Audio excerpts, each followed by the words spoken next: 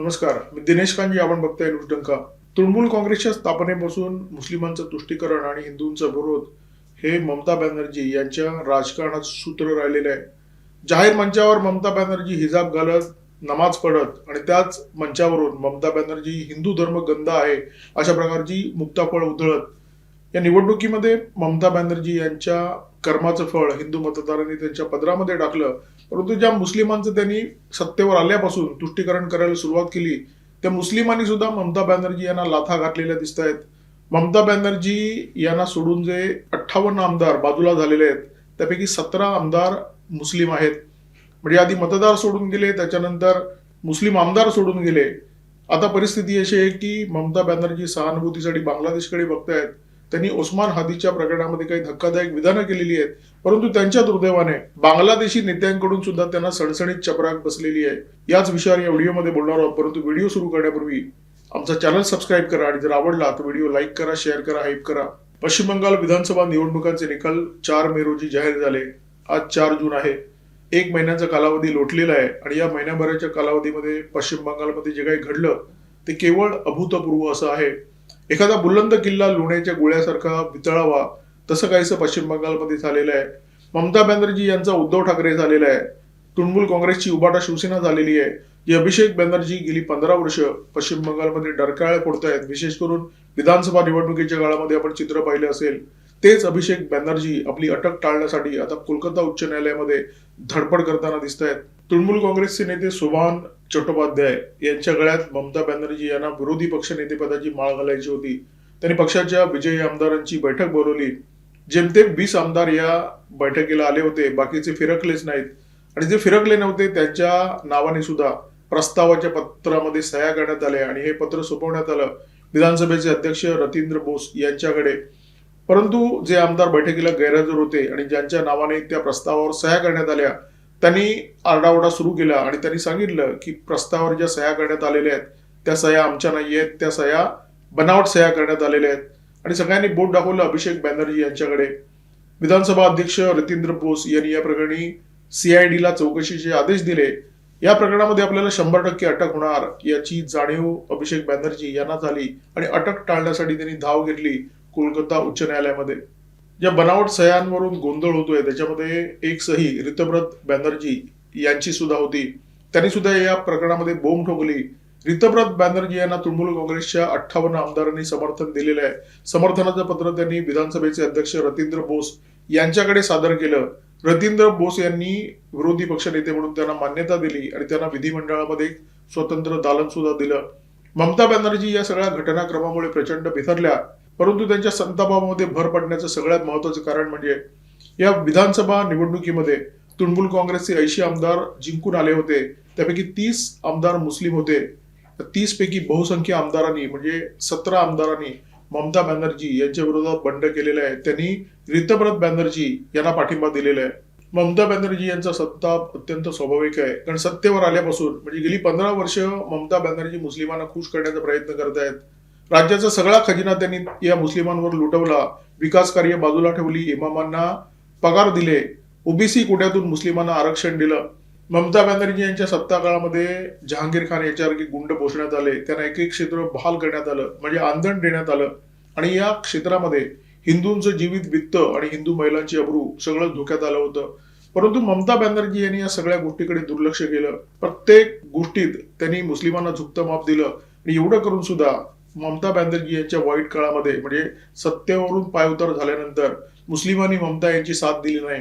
30 पैकी 17 जर रितब्रत बॅनर्जी यांच्यासोबत जातात याचा अर्थ जे अल्पसंख्याक आमदार होते त्या अल्पसंख्यकातले बहुसंख्य ममता बॅनर्जी यांच्या विरोधात गेले. फक्त 13 मुस्लिम आमदार ममता बॅनर्जी यांच्या सोबत उरलेले आहेत. ममता बॅनर्जी यांनी दुसऱ्यांदा जेव्हा मुख्यमंत्री पदाची शपथ घेतली तेव्हा अल्लाच्या नावाने शपथ घेतली, परंतु हा अल्लाह त्यांना पावलेला दिसत नाहीये.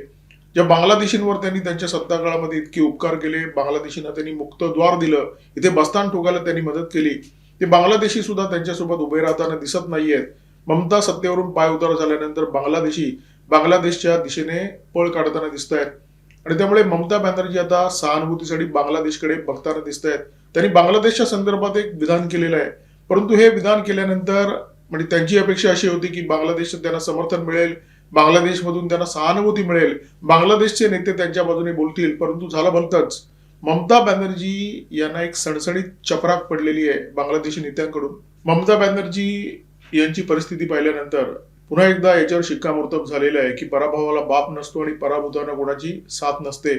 ममता बॅनर्जी यांनी काय विधान केलं त्याच्याबद्दल मी तुम्हाला सांगतो, परंतु ज्या संदर्भात त्यांनी विधान केलं त्या घटनेला उजाळा देणं अत्यंत आवश्यक आहे. बांगलादेशमध्ये जेएनझीची क्रांती झाली, त्याच्यानंतर शेख हसीना यांना पायउतार व्हावं लागलं. खरं तर बांगलादेशमधून पळ काढावा लागला. त्यांनी भारतामध्ये आश्रय घेतला. बांगलादेशमध्ये मोहम्मद युनूस यांचं हंगामी सरकार आलं आणि या हंगामी सरकारच्या सत्ता काळामध्ये म्हणजे अखेरच्या टप्प्यामध्ये जेव्हा मोहम्मद युनूस यांनी बांगलादेशमध्ये सार्वत्रिक निवडणुकीची घोषणा केली होती, त्या काळामध्ये शरीफ ओस्मान बिन हादी या विद्यार्थी नेत्याची गोळ्या झाडून हत्या करण्यात आली.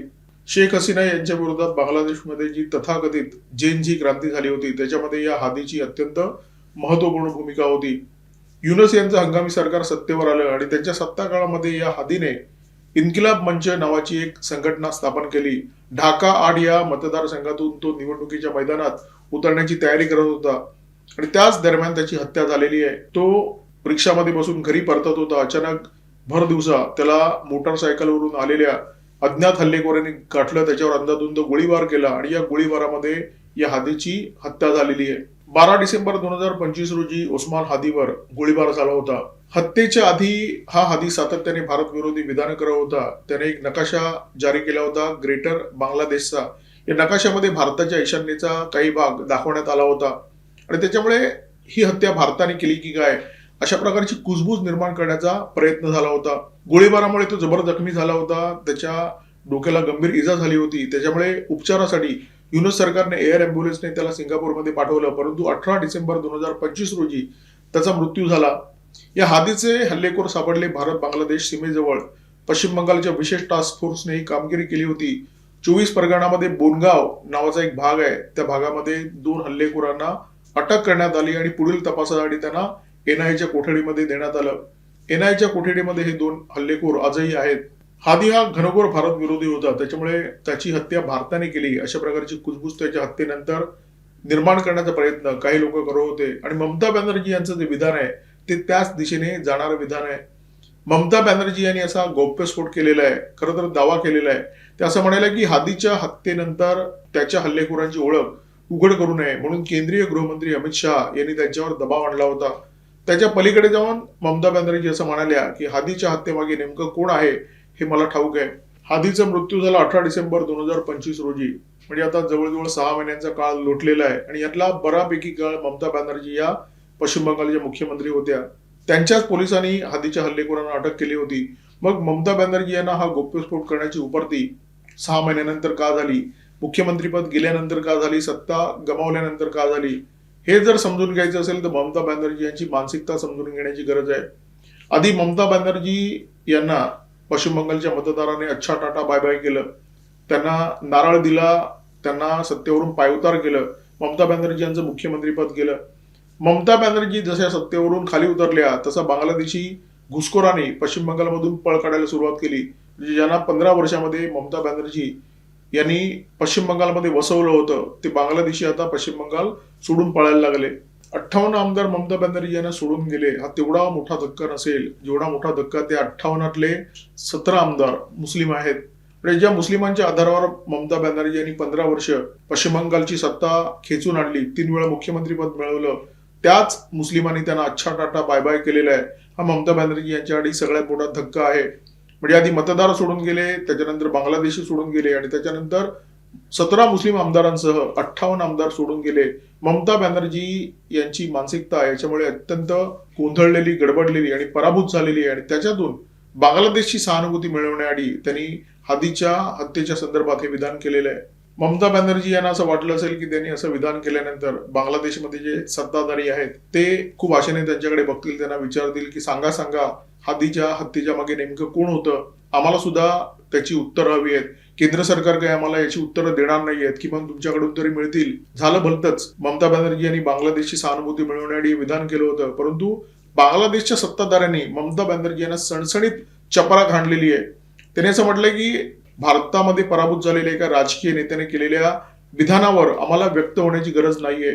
हादीच्या हत्येच्या संदर्भात बांगलादेशचं सरकार, बांगलादेशचं गृह मंत्रालय, बांगलादेशचं परराष्ट्र मंत्रालय भारत सरकारच्या सोबत काम करत आहे आणि या तपासामध्ये समाधानकारक प्रगती आहे. हादीचे हल्लेखोर जरी NIAच्या कोठडीमध्ये असले, म्हणजे भारताच्या कोठडीमध्ये जरी ते असले, तरी भारत लवकरच त्यांना आमच्या स्वाधीन करेल अशी आम्ही अपेक्षा बाळगून आहोत. बांगलादेशमध्ये ममता बॅनर्जी यांचा मोठा चाहता वर्ग आहे आणि तो चाहता वर्ग असणं अत्यंत स्वाभाविक आहे. 15 वर्षाच्या सत्ता काळामध्ये ममता बॅनर्जी यांनी बांगलादेशींना कुठे ठेवू आणि कुठे नाही अशा प्रकारचं धोरण राबवलं. त्यांना पश्चिम बंगालमध्ये बस्तान ठोकायला मदत केली. सर्व प्रकारची कागदपत्र पुरवली जेणेकरून भारताच्या कोणत्याही राज्यामध्ये बांगलादेशी घुसू शकतील आणि तिथे जाऊन आपलं पोट भरू शकतील. त्यामुळे पश्चिम बंगालमध्ये जेव्हा सत्तांतराचे वारे वाहू लागले आणि ते बांगलादेशच्या नेत्यांना जाणवू लागले, तर बांगलादेशचे माजी गृहमंत्री असदुज्जमान खान आणि माजी परराष्ट्र मंत्री AK अब्दुल मोमीन यांनी भीती व्यक्त केली होती की पश्चिम बंगालमध्ये जर सत्तांतर झालं तर स्थलांतरितांचे खूप मोठे लोंढे बांगलादेशमध्ये येण्याची शक्यता आहे. या विधानांचा अर्थ अत्यंत स्पष्ट आहे. बांगलादेशच्या नेत्यांना हे पक्क ठाऊक होतं की ममता बॅनर्जी यांची सत्ता तिथे आहे म्हणून बांगलादेशी घुसखोरांना तिथे घुसखोरी करण्याची संधी मिळते, तिथे पोट भरण्याची संधी मिळते. ज्या दिवशी हे सरकार जाईल आणि जर चुकून मागून इथे भाजपचं सरकार आलं तर बांगलादेशी घुसखोरांना कोणत्याही प्रकारे हे सरकार सहन करणार नाहीये. त्यांना वेचून वेचून भारतातून बाहेर काढलं जाईल, जशी घोषणा आपले गृहमंत्री अमित शहा यांनी केली होती. त्यामुळे ममता बॅनर्जी यांना असं वाटलं असणार की बांगलादेशमध्ये आपले मोठ्या संख्येने चाहते आहेत. तिथल्या सरकारमध्ये सुद्धा म्हणजे तिस्ता धरणाचा एक जर विषय सोडला तर ममता बॅनर्जी यांची बाकी सगळी जी भूमिका आहे, बाकी जे सगळं धोरण आहे ते बांगलादेशच्या नेत्यांच्या पथ्यावर पडणार आहे. तर त्यामुळे तिथले नेते हादीच्या संदर्भात विधान केल्यानंतर आपल्याला डोक्यावर घेतील अशा प्रकारची ममता बॅनर्जी यांची कल्पना होती, परंतु ती साफ फूल ठरलेली दिसते. बांगलादेशच्या नेत्यांनी उलट त्यांना चपराक आणलेली आहे आणि त्यांच्याबद्दल जे विशेषण वापरलेले आहे, पराभूत झालेल्या नेत्यांच्या विधानावर व्यक्त होण्याची आम्हाला गरज नाहीये. तिसऱ्या टर्मच्या अखेरच्या टप्प्यामध्ये ममता बॅनर्जी यांचा मानसिक तोल पूर्णपणे ढळलेला, म्हणजे अनेक विचित्र वाक्य ते आपल्या जाहीर सभांमधून बोलायच्या. रुंबा मुंबा कोंबा तुम्हाला आठवत असेल, त्याचे मीम्स आणि रील्स प्रचंड व्हायरल झाले होते आणि या विधानसभा निवडणुकीच्या काळात सुद्धा ते मीम्स रील्स प्रचंड व्हायरल झाले होते. ममता बॅनर्जी आता पराभूत झालेले आहेत आणि पराभूत झाल्यानंतर तर त्यांची मानसिक परिस्थिती अत्यंत वाईट आहे. अक्षरशः कोलमडलेले आहेत, बिथरलेले आहेत, चिडलेले आहेत आणि संतापाने भिरभिरलेले आहेत. अशा परिस्थितीमध्ये त्यांच्यासोबत कोणी नाहीये. म्हणजे ममता बॅनर्जी यांनी जर पश्चिम बंगालमध्ये एखादं आंदोलन हाती घेण्याचं ठरवलं, म्हणजे त्यांचं धरण्या आंदोलनाचं काय झालं तुम्हाला माहिती आहे. 100 लोक सुद्धा जमली नाहीत. म्हणजे ज्या नेत्याच्या सभेला लाखो लोक गर्दी करायचे, त्याने एक धरणे आंदोलन हाती घेतलं, केंद्र सरकारचा निषेध करायचा ठरवला, भाजपवर खापर फोडायचं ठरवलं, परंतु या धरणे आंदोलनामध्ये त्यांच्या पक्षाचे आमदार गेले नाहीत, त्यांचे कार्यकर्ते गेले नाहीत, त्यांचे पदाधिकारी गेले नाहीत आणि हा जो धरण्याचा जो शो होता तो पूर्णपणे फ्लॉप शो ठरला. वाईट काळामध्ये सावली सुद्धा साथ सोडून जाते असं म्हणतात आणि ममता बॅनर्जी यांचं बहुधा तसंच झालेलं आहे.